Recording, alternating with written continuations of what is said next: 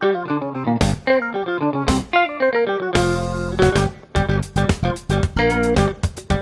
I want to continue this segment, but I'm going to put a segment inside this segment. Matt, we have a segment that I'm going to call It's a In My Bag, which is stolen from somebody else. But you know what? It's okay. Since we are Hulk Hogan's, RIP, 55th number podcast that he skips past. Why did you go with the racist? You people like, nowadays, why couldn't you say man, Macho Man? You exhaust me with that stuff. Okay, so he said some racist stuff, and maybe he was a bit racist, but Hulk Hogan was also other things too, and he saved America. So now I'm going to go in my bag, and I'm going to find No. He kept them from unionizing, so he could keep money. Sounds like an American businessman. All right, let's see what this is. The bag. Now, a piece of shit. Aren't all businessmen that way? This is my bag that I've kept. When we used to get movie tickets back in the day, we got stubs and stuff. I guess you can still get them, but I don't ever get them anymore. That's not true. I've got all my Monday mystery movie tickets, but that's beside the point. What I'm going to do is reach in this bag. I'm going to pull out a ticket, and we're going to talk about said movie. Let's see if you've even seen said movie that I saw. Well, you're talking about that real quick. I used to have a stack. I know you're making this thick, Matt. Yep. That thick. Of every movie I had seen from 1989 through 2001 That's in too order. Much. And I came home from college, and my mom had tossed it into a bag like that, and my autistic brain freaked out so much I just threw it away. It's like I can't no, because they were in order, and I'm like, I'm not going to go through hundreds of tickets. January like that. 26th of 2001. Where were you?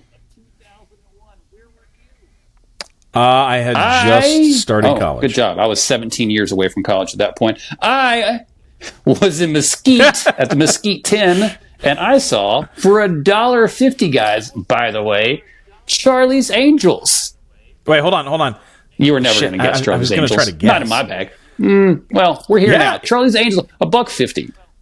The first one, which all of them are kind of garbage, if we're being honest. This was directed by Mick G, if I'm remembering my knowledge correctly. Yes.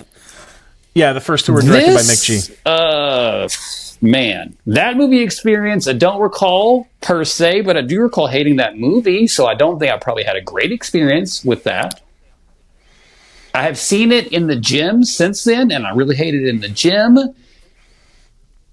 I saw the first two in the theater. I saw the second one opening day. Actually, I think I saw the first one opening day. That was back when I just went to theaters to see stuff like that. They're not.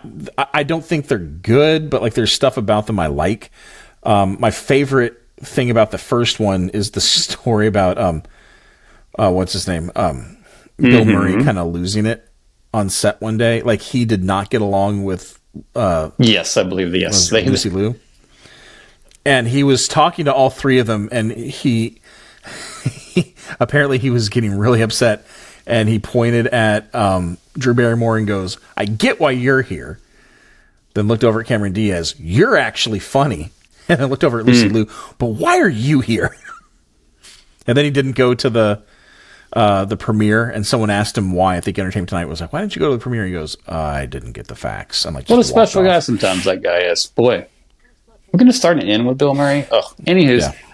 Charlie's Angels. So, did you go to the Mesquite 10, the dollar movie theater that was in Mesquite? Did you ever go there? I don't think I ever went to see the seats were crappy. The food was terrible. But man, can you? That's what a dollar theater is supposed to be. You're there for $1. But it was built, I think, as a dollar movie theater. They used to do that sometimes, and that's crazy. I legitimately think that second-run theaters could save the industry if we just pushed back digital releases by 3 months. By the way, getting to that really quick, One Battle After Another just came out on digital. It's not coming out on DVD and Blu-ray for another month, and then 4K is after that. Are they asking for piracy? Because I'm not going to buy the digital now just to buy my 4K in 2 months. Right. And get the digital then. So, it seems like a lot of people are just going to pirate it at that point. Are they trying? I don't know. I don't know what they're doing. it seems like a movie, especially with that kind of heat, like you just push everything out at once, like you're supposed to. Yeah, I definitely agree. I've already made my decision on that, and I won't say per se, but let's just say that I can now see this movie at the house. But the 4K, I'd be fascinated by. We danced around this movie a couple of times. We talked again a little bit about just how I feel like the opening just isn't. Yes, it's good. I just want to say it's good, but man, it did not catch me. And there were multiple movies this year that immediately upon starting, I go, ugh, all in. I wasn't all in on that movie until 25 minutes into it. And that's... Yep. Have you watched it a second time? And a third. Okay. I watched it a second time, and my issues with the beginning were lessened. And my issues with the beginning are really just the opening scene. After the opening scene, I'm pretty much in. But I wonder how much of it is her character, because she's very abrasive, right? Like she's supposed to be. And it's hard to sympathize with a character, who raps. I think some of it has to do, just my observation, is that sometimes in movies, a portion of it is so good that the rest of it becomes secondary because you just want to get to that portion. And that's the portion with Leo and Benicio. Like, that stuff is so unbelievably amazing. Maybe a little bit of that rhythm is, I just want to get there. And we've definitely learned this last week that it's so memeable, this movie. The first part isn't very memeable, and there's just like something to that I don't know. I'm still feeling. But meanwhile, one of my favorite scenes is where they interrogate that guy. And it's like, it feels so real, and part of it's because that guy is an interrogator, doing the interrogation, like he's an interrogator. But like, I don't know. I think one of my issues with the prologue versus, everything else when the daughter's of age is that prologue feels almost like a fantasy movie and how big it is. Like when Jungle Pussy is like, like, my name is Jungle Pussy. It's just being big, and there isn't stuff like that in the rest of the movie. The rest of the movie is pretty subdued, right? So I think there's a tone shift that might be throwing you off too. But man, the more I watch it, the more I absolutely love it. It's one of my favorite Leo performances. And yeah, talk about memeable. Yep. Like, first of all, he's really funny in it. Like, he's really funny. And it's also interesting to see him play a character who is just so, at the beginning, he is a freedom fighter. And by the, 20 minutes in, he's just out of his depth, Like, someone on Twitter made a good point. They said, Benicio's all calm and saving 40 women and children while DiCaprio's trying to make one phone call and losing his mind doing it. And yeah, Del Toro, like, it's just unbelievable. Really, and we talked about it last. Okay. Except for my favorite performance of anybody the whole year. Jim Downey. Jim Downey murders it. So one battle after another. It's been fun to talk about. I mean, I've definitely enjoyed that. There's a continued conversation. I still stand by Inherent Vice as his best post There Will Be Blood movie, but that's just me. Let me look on over here to oh, you know what? I'm getting excited because I'm fascinated by a whole bunch of things that revolves around this. So let's talk about Kill Bill, The Whole Bloody Affair, returning to theaters next month. Man. 4 hours and 35 minutes of a movie. Excuse me. That's, 47. Ooh. That's with the intermission, but like you will be First in the of all, theater how for you 5 feeling hours. about that?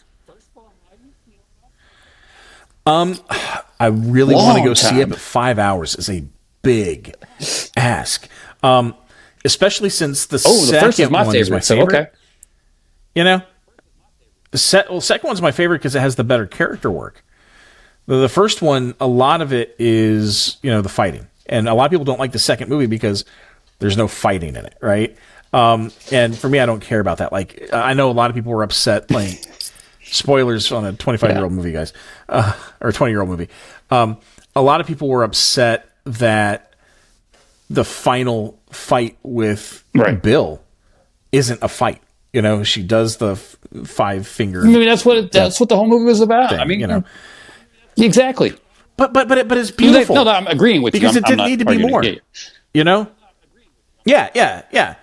No, it's kind of like when people complain in the first Star Wars. It's like, well, they look like two old men fighting. It's like, that's how it really should be. Like, samurai wouldn't cross swords more than like 2, maybe 3 times. Because those weapons are so deadly that if they hit their mark, or if you hit yourself, it's over, right? And you're not being flashy, right, yeah. But you're not being flashy, right? Because if you're flashy, you're leaving yourself open. So it's more like a chess match, and that's what I liked about Kill Bill, Volume 2. And you also get her backstory, which is great. You get her training with Pai Mei, which is great. Like that one, Pai Mei's the second one, right? Yeah. And you get Bud, 100%. And his story is the boss, Calendar time for agree Bud. 100% with all those things. What I want to say is Crazy 88 fight in color. Plus, I think the extra animation goes in the first part too. So the first part gets 2 bonuses that I've not seen before. Plus, there's okay. Now they say there's other footage not seen, and I had a buddy who worked at Paramount, got a lot of scripts before they came out. One of them was Kill Bill, and in it, her name is redacted until it comes up at the end, right? But remember, the woman whose arm she cuts off. Remember how it's framed up on her face when Bill's behind her? Yeah, and he's like putting his hands on her shoulders. That shot was very specific, like written out in the script, because it says it starts there. He walks up, and the camera pulls back, and you find out the bride had cut off all of her arms and legs. Yeah. And she is just a head and torso. And if you take a look at the movie now, there is literally only one shot, and it's when she gets thrown out of the car, the wide shot. I'm wondering if one of the things was ratings, and they had to change it. They're like, well, we just got to grab an extra shot, and we're good.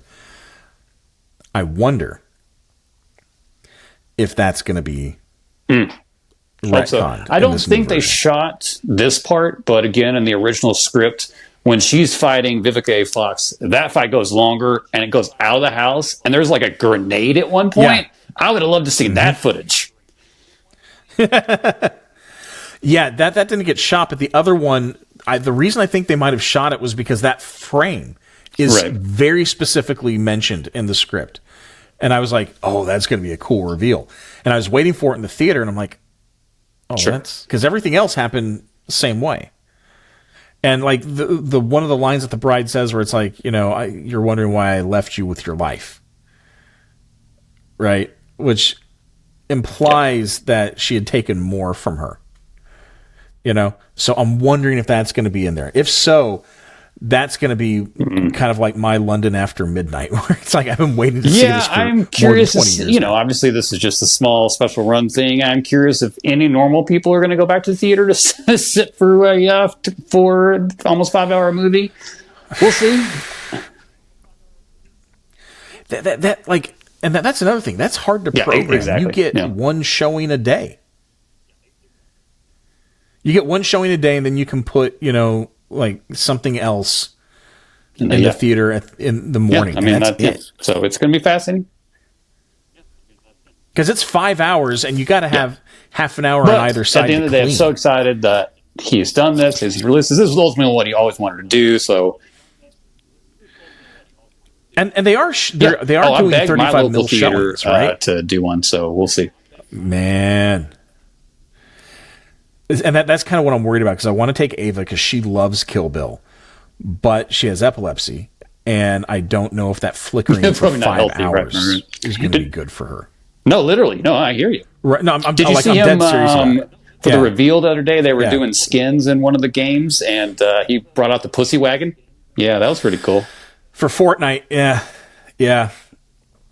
I remember when the movie came out. Yeah. The first one. Yeah. He would drive around town for like a year, and people would be like, "Hey, I was paying Man, some guests who came by in the pussy wagon." People have feelings about Tarantino. Forget that. And then as he's preening and doing his thing, which is his thing, I'm just, that's what he's always done. Like, some people are just like, look at this guy trying so hard, blah, blah. I'm like, what are you talking about, internet? Okay, so like I want to hate him, Sometimes. because he's a weirdo and he's creepy, and like he goes in Yes, the he black does do voice that. when it's not really appropriate, But But he makes such good movies. Yeah. They're so good. It's like I want to hate him so much, but I'll put on Once Upon a Time and be like, oh man, this is the best movie. Or I'll put on Hateful Eight and be like, oh man, this is the best movie. I'll put on Django and be like, this is the best movie. Like, everything he does is great, and it'd be so much easier to hate him if he had like one movie that wasn't great. Just one. And at this point, like, can he just... I know he considers Kill Bill to be one movie, but if he considers them to be two, then he goes out on Once Upon a Time, and I think that's what he needs to do. Like, if he only wants to do 10, then, dude, you have 10 in a row that are perfect. Yeah, it seems at this point, just do that. Though, I don't want that either. I'd rather him do a couple of shitty ones. I don't know. Like, I think you got to be kind of Kenny Rogers about this. What does it know matter? when to hold him, in the end of the day, if he makes another one and it's just pretty good, whatever. Frankenheimer made some shitty ones. Again, right, but no one, like, he's got 10 in a row that each one could be argued as one of the best movies ever made. Right? But keep fucking working. And it's like, do you want to sully that? Like, do you want to sully that? No, I think, like, look at what happened with Carpenter in the latter part of his career. And he finally got to the point where he's like, I'm not doing this anymore. If he had done that in, like, 92, like, that guy would have had, like, the greatest run ever. Just keep creating art, because one day you won't be able to create anymore. But that's how I look at it. I think I don't know, like, we're not Tarantino, but like, if he spent his time curating stuff, that might even be a better use of his time. There are very few filmmakers who get old and like get better. Scorsese is one of them. Spielberg is one of them. Like, Spielberg's last like 3. As long as nobody says Paul Thomas Anderson's getting better, because I don't think that's the case. I think this is a correction, because I think this one he got personal with it again. Because like, again, we're on the outside looking in, but the part where he's like, I can't do her hair. Like, I don't know how to do her hair. Let's not forget that Paul Thomas Anderson's kids are, half black, right? It feels like there's a lot of his personality in here, right? And I think after The Master, he might have gone less personal with his stuff, right? Except for Licorice Pizza, which felt like his old aren't you happy that he continued to make films even when we all accept the fact? Oh, man, that was a good point. That's a good point. That was a good. See that Moana trailer? Yeah. Okay. Yeah. How about Cheese getting a client? Is there a client at UTA? Like, can you explain this story to me? Because I really don't understand it, man. I don't get it. I'm so confused. I just saw it, and it doesn't make any sense. I guess just like they have rights to use that specific cheese in their shows. That's where we're at now. This industry is so weird. Baffled and it's so weird. I don't get it at all. Yeah, and then you have like some big filmmakers saying, hey, AI is okay. Well, they We just like want to AI. keep working. Yeah, that's sometimes, man. I look at people in the industry and I just go, I get it. You're just trying to keep working. This is the worst industry to have consistent work. So sometimes you have to sell your soul just to continue to pay your rent. Can we shout out an actor I'll allow it. and Yes, let's talk about filmmaker Luke. I named like Luke Luke Barnett? Yes, Luke is great. Awesome guy. And Yes, he has. he's had a couple of shorts really pop off. Yes. He had one, was it the Crossing Over Express, that popped off real fast, and everybody loves it. Then he did a one-shot movie about an actor dealing with a standing ovation. That's fantastic. And not only, had a point, but showed off his impressive acting ability. Okay. And after Coca-Cola doubled down, or actually tripled down at this point, on using AI to create their holiday ads, which I've talked about, and how, like, of all the companies to do it, this is egregious. Luke spent $3 and did a one-shot promo, a commercial for Pepsi, and about how it's real. And people are loving it. So, Luke, Good job by you. keep doing what you're doing, because, man, you are on a rocket ship at this point, and thanks for making stuff that is not only good and funny, but has a point. You've hit this sweet spot, and keep doing it. Whatever you're doing, whatever you're eating, like whatever your routine is, don't break keep eating it. your Wheaties? Do people know what working. Wheaties are anymore? Bro, I was on the cereal aisle the other day. Hang on, we're going to side topic to cereal real quick. Jesus Christ in heaven, man. Is there any cereal that has sugar in it that's not created now? I realized that the sugar stuff went overboard when they took Lucky Charms and they sugar-coated the cereal part. It's like, you got the marshmallows, guys. Every branded thing is in there. More. I think Yellowstone has a cereal now. It's no, they have beans. I don't know if they actually have a cereal, but they definitely have the beans. Oh man. Now, I loved cereal as a kid, not just sugary cereals, but like, Rice Chex, Wheat Chex, Grape Nuts, Kicks. No prep. Side like note, only because I already have an answer. I'm going to do this to you. Greatest crossover movie created cereal promotion. Go. Ghostbusters. I love that cereal. Yeah. Yep. No other answers. No other answers. It was so delicious. Oh, and then the milk would change the color. Now, here's the funny thing. Kids still eat the Fruity Pebbles and Cocoa Pebbles, and they still take the vitamins, but I defy you to find one Gen Zer who has ever watched an episode of the Flintstones. I grew up watching the Flintstones. They were reruns because they were 25 years old at the time. But I watched the Flintstones. I don't think any kids have watched the Flintstones, but they still know of them. Yep. You got to eat your Flintstone vitamins. Yeah. Yeah, we talked about that. What's your Rushmore of cereals? Oh, I thought you said of vitamins. I thought we were going to get them. Oh, man, I was getting excited. I was going to be like vitamin C. Nutraceuticals.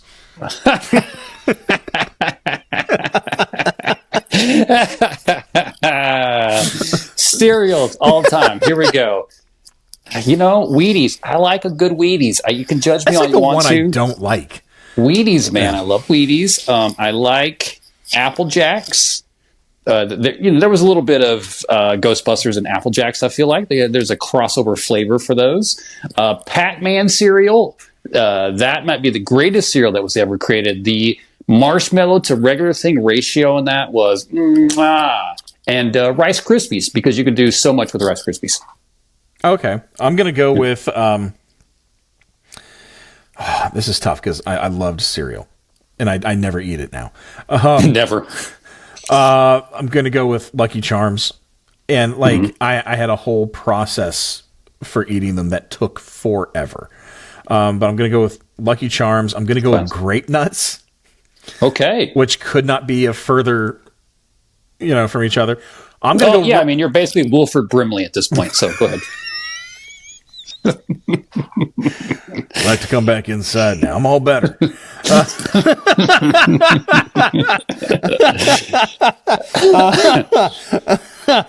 Raisin Bran. I love Raisin Bran. Okay. Okay. Yeah, and I love Raisin Bran, and then I'm not going to say something like rice checks or like wheat checks because then you have to put like sugar on it, So like I'm not going to. That's do why I didn't say that. cornflakes because that'd been a pound of sugar on top of them. Right, and I got to say cornflakes with sugar taste better than Frosted Flakes. Yes. Although as we know, Frosted Flakes, they're great. Great. And I'm going to finish out mine with I'm going to go Kix. I love Kix.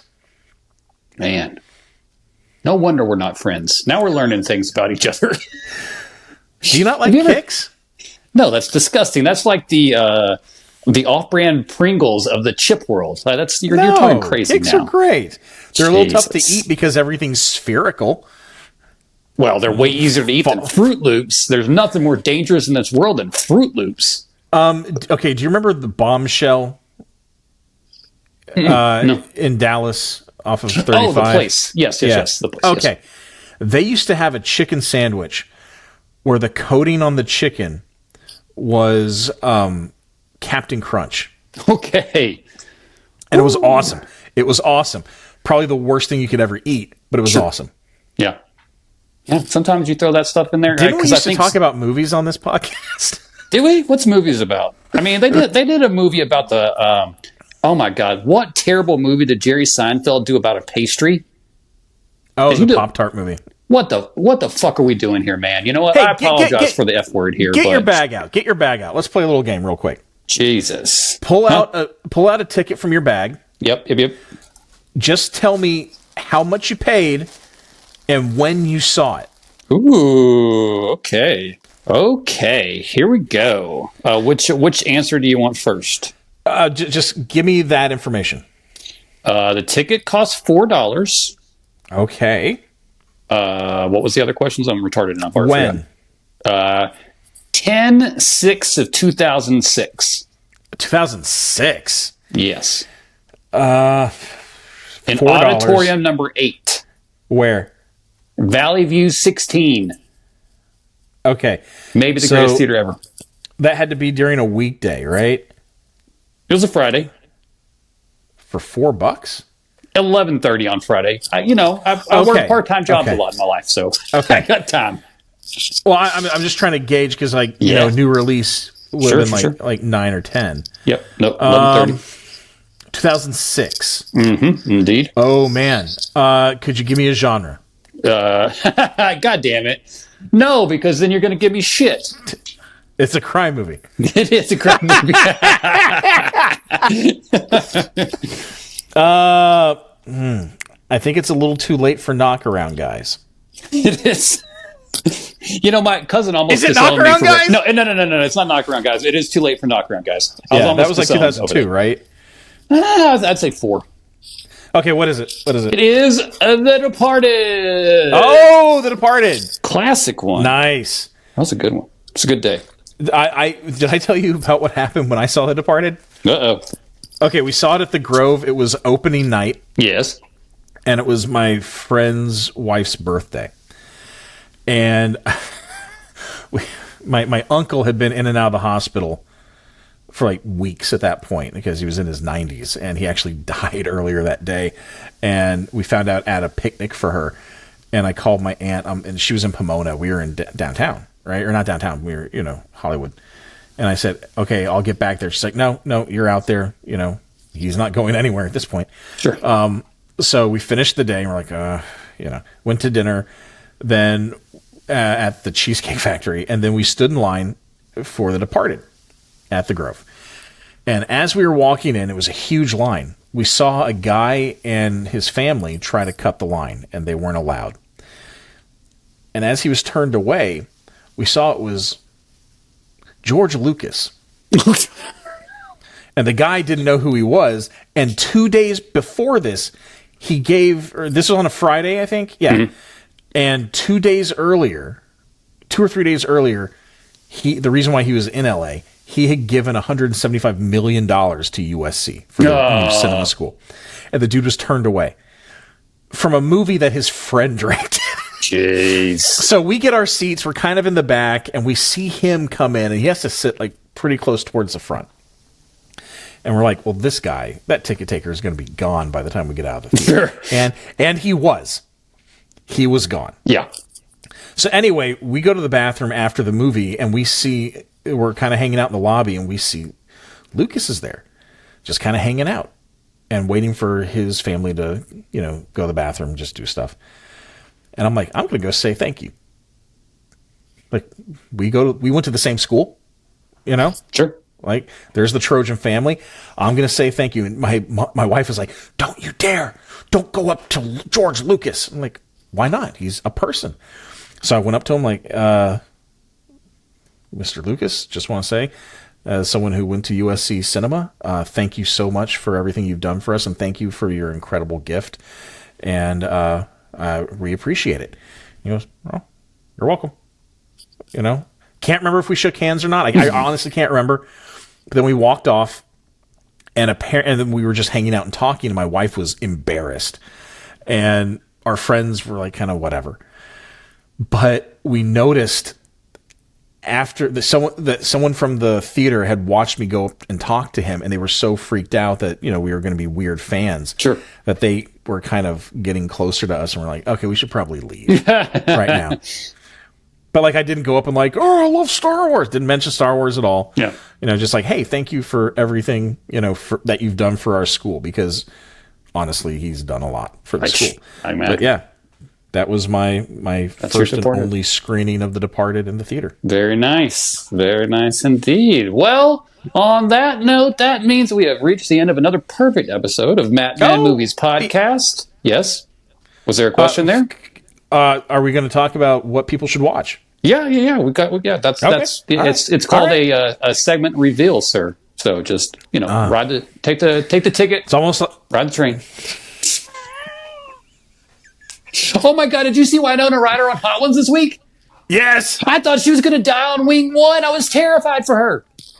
First of all, while we were watching it, my wife and I were like, "Wait, where is she from?" Because she hasn't been able to get rid of that accent. Mm-hmm. And it's like, oh, she's from Minnesota. Okay, that totally makes sense. Tracks, yep. But like, one thing I keep remembering about her and other people like that is, more often than not in this business, you find people get into it simply because they're weirdos who love movies. Sure. And, the fact that she was wearing a Tom Waits shirt was just the absolute best. Yeah. The best. She is the best. Hey, this is Peter Bogdanovich's podcast that he heard about one time. And he was like, that's Batman Movies Podcast. What we do to wrap up the show is we let everybody know what we've been watching this week. Could be good, could be bad. Who knows? Matt's is usually good. Mine is usually bad. We'll see what I've been watching this week. But I pass it over to you, my friend. Tell the people what they should be watching in their life. Well, if you haven't seen Superman yet, I got to show it to my 4-year-old nephew, and he loved it almost as much as his parents. So if you haven't watched it, it's streaming. But honestly, I'm going to say One Battle After Another. It's out on digital if you didn't catch it in the theaters. Watch it because you're going to get something out of it, whether you love it or hate it. But give it an honest chance and try to leave your personal politics aside and just enjoy a really well-done movie. Good luck with that. I am going to start one more conversation before we go and ask you, my friend, why they don't use this movie template for more movies. And it's the movie called Hot Pursuit, starring Sofia Vergara and Reese Witherspoon. It is a simple, basic story that they've been doing for men for the entirety of the movies. Why do ladies not get more movies like this?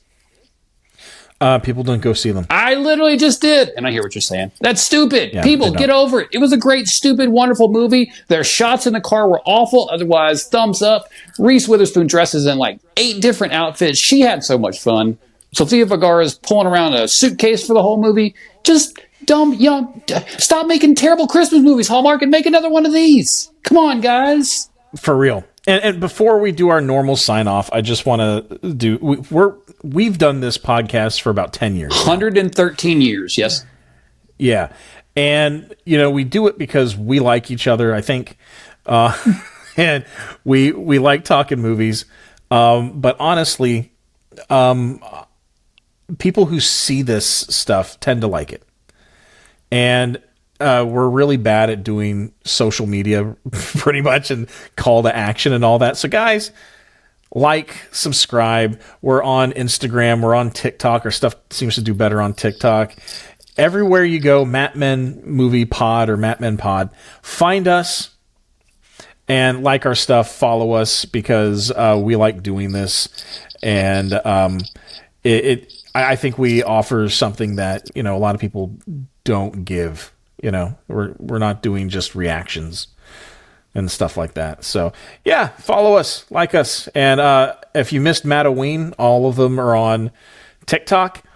And I'm doing another thing this year for Christmas where I'm doing 25 Christmas movies, and I've got my list.